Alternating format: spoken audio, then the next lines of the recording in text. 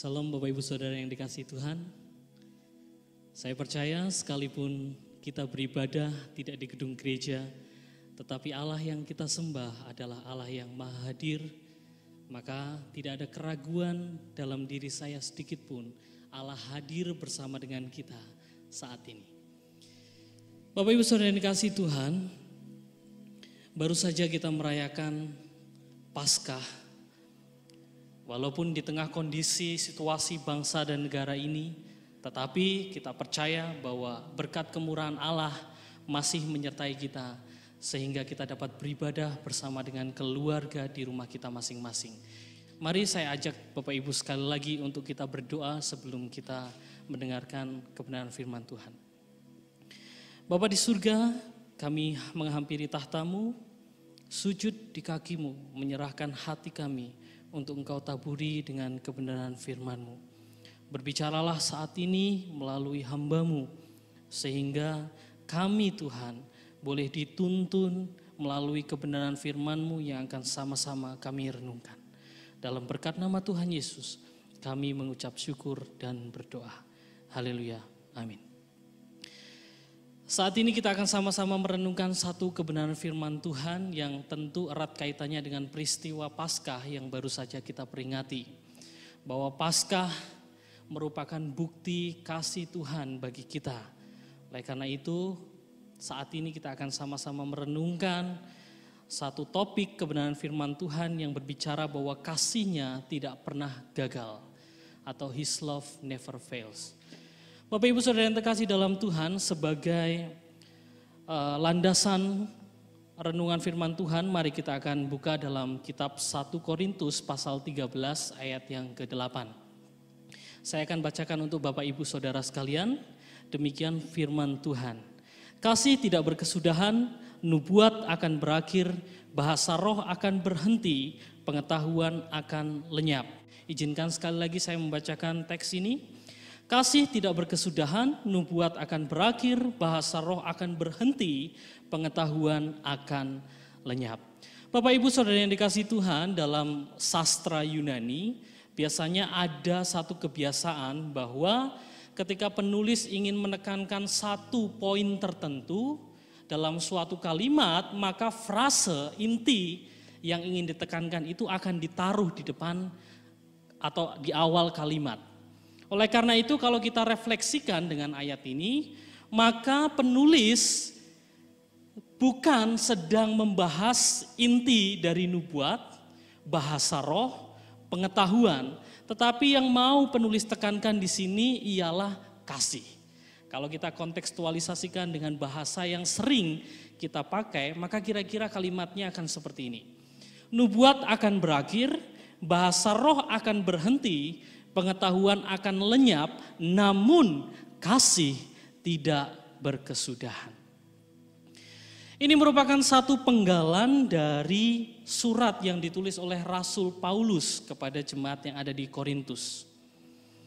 Kalau kita membaca kitab Kisah Para Rasul pasal yang ke-18 ayat 1-8, kita dapat mengetahui bahwa gereja yang ada di Korintus ini merupakan buah pelayanan penginjilan dari Rasul Paulus ketika dia melakukan perjalanan misi yang kedua. Dia sempat tinggal beberapa waktu di kota ini sambil bekerja sebagai seorang tukang tenda, tukang pembuat tenda.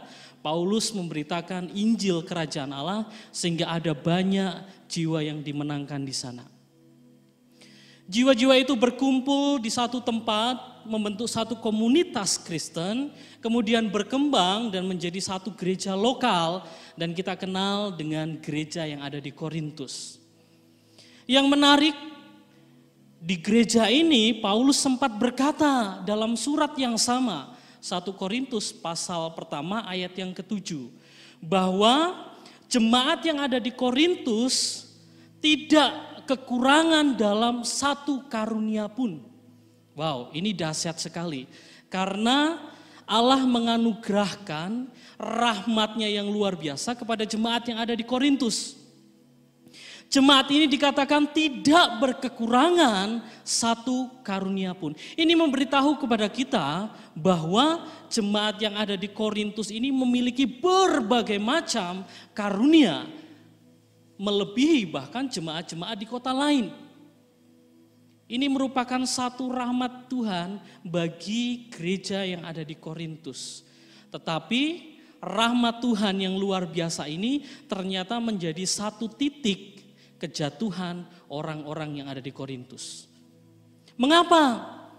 Karena kalau kita menyelidiki kitab Korintus, ternyata ada banyak jemaat yang memiliki karunia ini, menggunakan atau mengamalkan karunia ini dengan sikap hati yang tidak benar. Sikap hati yang seperti apa? Di antara banyak jemaat di kota Korintus, mereka ternyata bersikap sombong. Nah, tentu ini bertentangan dengan maksud Allah memberikan karunia rohani kepada jemaat yang ada di Korintus. Bahkan tidak sedikit di antara orang-orang Kristen, jemaat Kristen yang ada di Korintus ini memandang jemaat lain yang tidak memiliki karunia rohani seperti mereka dengan pandangan yang rendah. Maka terjadilah yang namanya kekacauan di kota Korintus. Terjadi perpecahan di kota Korintus di antara jemaat-jemaat Tuhan. Maka ada sebagian orang yang beranggapan bahwa aku adalah golongan dari Apolos. Sebagian orang lagi berkata, aku adalah golongan dari Petrus.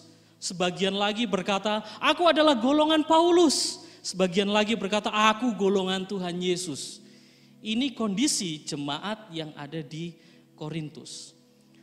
Harusnya yang namanya karunia roh ini dipakai untuk saling melayani, tetapi dipakai justru malah untuk meninggikan dirinya dan merasa bahwa dirinya lebih utama dibandingkan orang-orang yang tidak memiliki karunia rohani. Maka Paulus menulis surat yang pertama ini kepada jemaat yang ada di Korintus untuk meluruskan apa yang keliru, apa yang salah yang sudah terjadi di kota Korintus. Salah satunya ialah dengan menekankan pengajaran, prinsip atau doktrin tentang kasih. Kalau kita cermati dengan seksama, pasal 13 di kitab 1 Korintus ini membahas tentang kasih.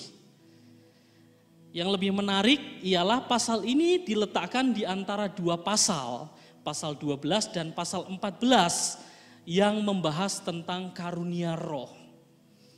Apakah ini kebetulan? Tentu tidak.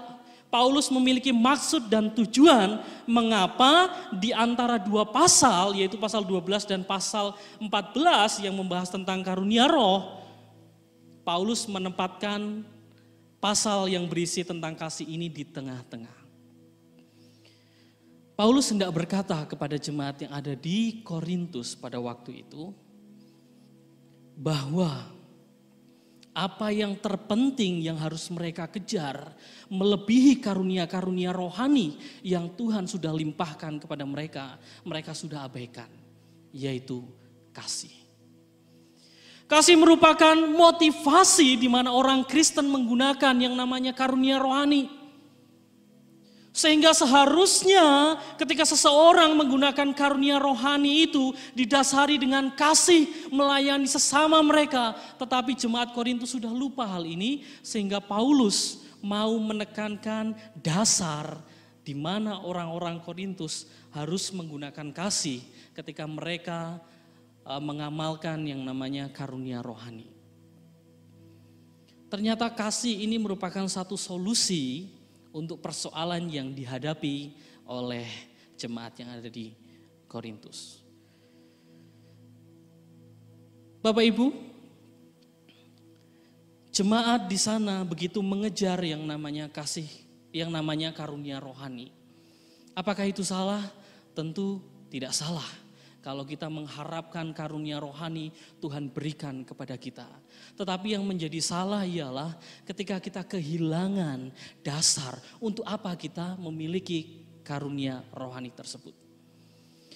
Paulus seperti menekankan dengan sangat keras bahwa kasih itu lebih utama dari karunia-karunia rohani yang mereka kejar.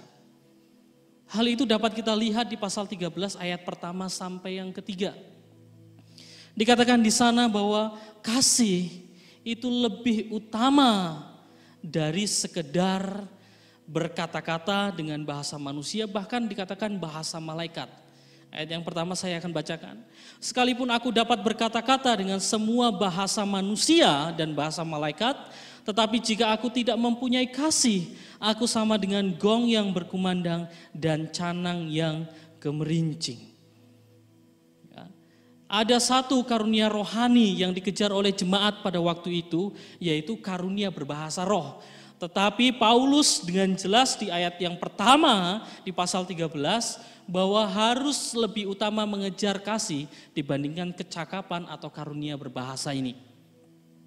Kemudian di ayat yang kedua dikatakan, sekalipun aku mempunyai karunia untuk bernubuat dan aku mengetahui segala rahasia dan memiliki seluruh pengetahuan dan sekalipun aku memiliki iman yang sempurna untuk memindahkan gunung, tetapi jika aku tidak mempunyai kasih, aku sama sekali tidak berguna. Ada yang lebih utama dari karunia bernubuat, ada yang lebih utama dari segala macam pengetahuan. Ada yang lebih utama bahkan dikatakan dari iman. Apa itu? Di ayat yang kedua dikatakan itu adalah kasih. Dan di ayat yang ketiga, dan sekalipun aku membagi-bagikan segala sesuatu yang ada padaku, bahkan menyerahkan tubuhku untuk dibakar, tetapi jika aku tidak mempunyai kasih, sedikit pun tidak ada faedahnya bagiku. Jadi kasih lebih utama dari semua karunia rohani yang pada waktu itu dikejar oleh orang-orang Korintus. Sekali lagi Paulus ingin menekankan kasih. Nah, Bapak Ibu Saudara yang dikasihi oleh Tuhan Yesus, ketika kita berbicara tentang kasih, tidak akan ada habisnya. Banyak literatur kuno, banyak drama, banyak film, banyak lagu yang mengangkat tentang tema kasih. Tetapi apa yang berbeda dalam bahasa Inggris, terjemahan NIV, kata kasih tidak berkesudahan itu ditulis dengan frase love never fails. Ini menarik Bapak Ibu. Saya mau menekankan dua hal yang penting dari frase ini, yaitu love dan fails. Dalam bahasa Yunani ada beberapa kata untuk menggambarkan tentang kasih. Kata yang pertama yang dapat kita temui untuk menggambarkan tentang kasih ialah kata eros. Apa itu eros? Jadi kasih eros adalah kasih yang ditunjukkan seorang laki-laki kepada wanita atau wanita kepada laki-laki. Jadi intinya kasih ini membahas atau berbicara kasih kepada lawan jenis. Kemudian selain kasih eros ada yang namanya kasih storge. Kasih storge ini kasih yang muncul, yang timbul karena hubungan darah. Jadi contohnya kasih seorang ayah kepada anaknya, kasih seorang ibu kepada anaknya, atau sebaliknya kasih seorang anak kepada orang tuanya, kakak kepada adik, adik kepada kakak. Ini adalah kasih storge. Kasih yang ketiga adalah kasih fileo. Kasih fileo ini adalah kasih untuk menunjukkan perasaan kita kepada kawan. Maka kita dapat mengasihi teman kita, teman sekelas walaupun enggak ada hubungan darah. Teman sepekerjaan dan seterusnya. Nah, tiga kasih ini Tuhan ciptakan untuk tujuan yang berbeda-beda. Tetapi di kitab Korintus pasal 13 ini, kasih tidak memakai tiga bahasa itu, tetapi kasih memakai kata agape. Apa makna dari kata agape? Kata agape ialah cinta yang tidak pernah mementingkan diri sendiri, cinta yang tanpa batas, cinta yang tanpa syarat atau unconditional love. Ini merupakan gambaran cintanya Tuhan kepada umat manusia. Jadi seringkali kata agape ini dipakai untuk menunjukkan kasihnya Tuhan kepada umat manusia. Jadi cinta yang Tuhan tunjukkan kepada manusia merupakan cinta yang tidak mementingkan diri sendiri, cinta yang tanpa batas, cinta yang tanpa syarat. Wow, ini dahsyat sekali. Kemudian kata yang kedua ada kata gagal atau pipto. Kata Yunani yang diterjemahkan gagal dalam NIV terkait dengan kata kerja yang berarti jatuh atau goyah. Menurut saya ini lebih dalam maknanya dibandingkan kata tidak berkesudahan. Kata pipto ini dapat diterjemahkan dengan kata gagal atau kata goyah. Maka ketika Alkitab berkata bahwa kasih Tuhan tidak pernah gagal, ini sedang membahas bahwa kasih Tuhan itu tidak akan berkurang sekecil apapun itu, setiap hari selalu sama dan itu akan terjadi selamanya. Ini kata fails. Jadi bukan hanya durasinya yang panjang, tetapi ini berbicara soal kualitas dari kasih itu. Kasih itu sama sekali tidak berubah hari ini, besok Senin, besok Selasa, Rabu, sampai kita tua. Tidak akan pernah berubah Allah mengasihi kita. Ini kasih Tuhan yang dahsyat. Kita bisa mengasihi, tetapi kita mengharapkan kasih itu kembali kepada kita. Saya sering berkata kepada istri saya, I love you.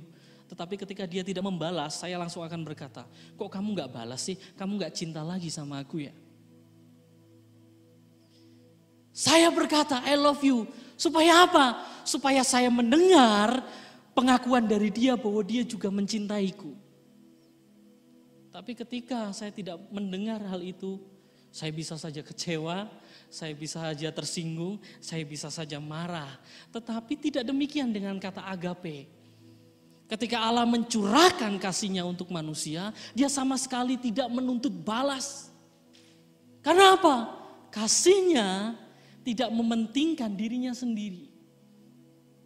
Kasih-Nya mementingkan objek dari yang Ia kasihi. Ini berbeda dengan kasih eros, ini berbeda dengan kasih storge, ini berbeda dengan kasih phileo. Bahwa Allah mengasihi kita dari hari ke hari dengan konstan. Bahkan Allah mengasihi kita tidak peduli apapun keadaan kita.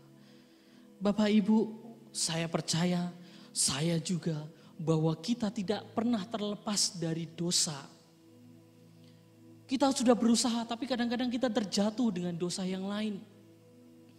Tapi yang perlu kita ingat bahwa kasih Tuhan kepada kita tidak berubah, bahkan di saat kita jatuh dalam dosa pun Dia tetap mengasihi kita.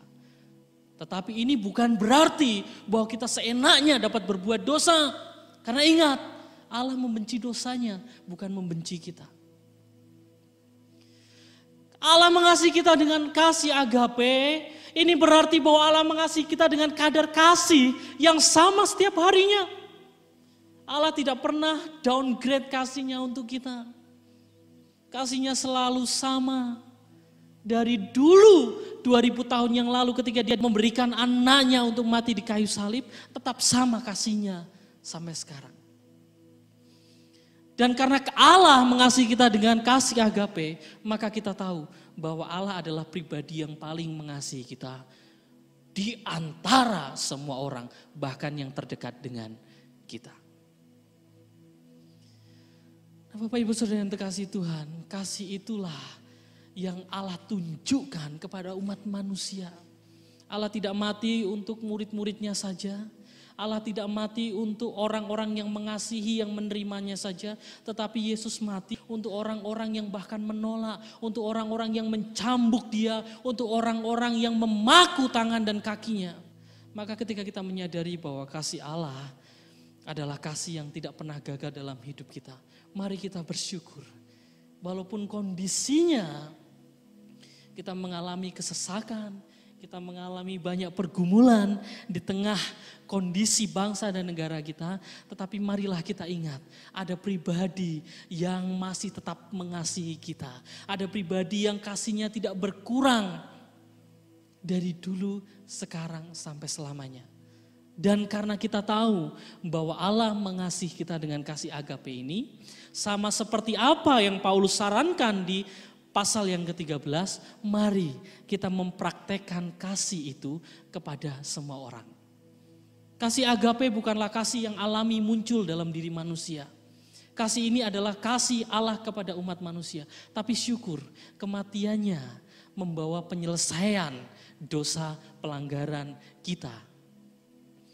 Dan dia rela tinggal dalam hidup kita.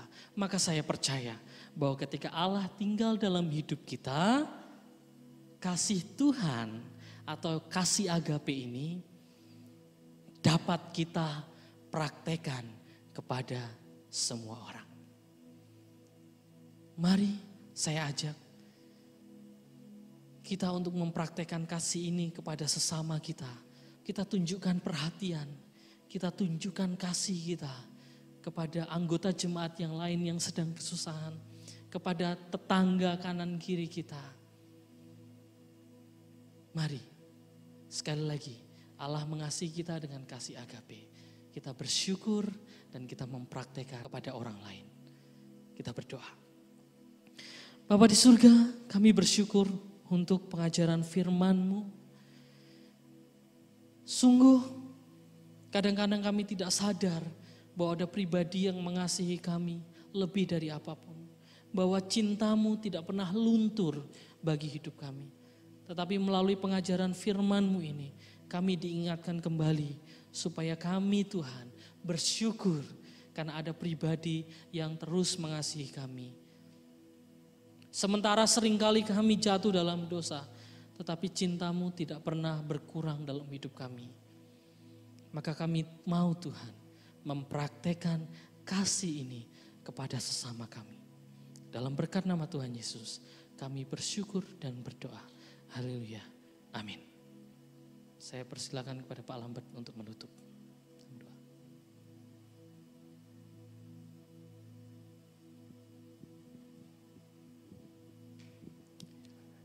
Ya, saya yakin saudara semua diberkati oleh firman Tuhan pagi hari ini. Saya ulang kembali 1 Korintus 13 ayat 8 berkata, kasih tidak berkesudahan. Dikatakan di sana, nubuatan akan berakhir. Bagi saudara yang begitu kuat, percaya dan senang mengejar nubuatan, hari ini kita belajar, ternyata nubuat akan ada akhirnya.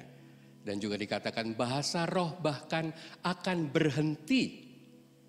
Bagi saudara yang mengagumi dan selalu menganggap bahasa roh yang terpenting, hari ini kita belajar bahwa bahasa roh suatu saat akan berhenti. Dan yang mengagung-agungkan pengetahuan karena punya banyak sumber, belajar banyak hal, dikatakan pengetahuan kita hari ini akan lenyap. Saudara, mari kembali ke esensi yang tidak pernah akan gagal, tidak pernah akan berkesudahan, yaitu kasih yang adalah pribadi Allah sendiri. Mari munculkan kasih kita dalam tindakan dan sikap. Hari-hari ini saya mendorong Bapak Ibu Saudara untuk mengambil bagian dalam tindakan kemanusiaan yang lagi dibutuhkan, lagi sementara di kondisi seperti hari ini. Apapun tindakan kemanusiaan yang saudara buat sesederhana apapun, itu adalah tindakan kasih yang melampaui nubuatan, melampaui bahasa roh, melampaui pengetahuan saudara. Karena ini yang dibutuhkan umat manusia hari-hari ini. Karena itu mari kita menjadi gereja yang tidak menonjolkan hanya sekedar nubuatan, bahasa roh, pengetahuan kita, tetapi lebih menonjolkan tindakan kasih kita kepada semua orang. Karena di sana Allah nyata hadir melalui hidup setiap kita. Mari saudara, pulanglah dalam damai sejahtera Tuhan, angkat kedua tangan saudara dan terimalah berkat Tuhan. Dan inilah doaku, semoga kasih Bapak Ibu Saudara makin melimpah dalam pengetahuan yang benar. Sehingga Bapak Ibu Saudara dapat memilih apa yang baik. Sehingga Bapak Ibu Saudara kedapatan tetap suci menjelang hari kedatangan Kristus. Dipenuhi dengan berbagai buah-buah kebenaran yang dikerjakan oleh Kristus Yesus untuk kemuliaan dan kepujian Allah Bapa kita. Pulanglah, terimalah berkat-Nya, lakukan setiap tindakan kasih dan jadilah berkat bagi semua orang. Di dalam nama Tuhan kita Yesus Kristus yang terima berkat boleh berkata, amin, amin. Tuhan berkati Bapak Ibu Saudara, sampai berjumpa di ibadah kita selanjutnya. Selamat pagi, selamat beraktivitas, nikmati waktu-waktu bersama seluruh keluarga dan terus jadi berkat bagi semua orang. Amin.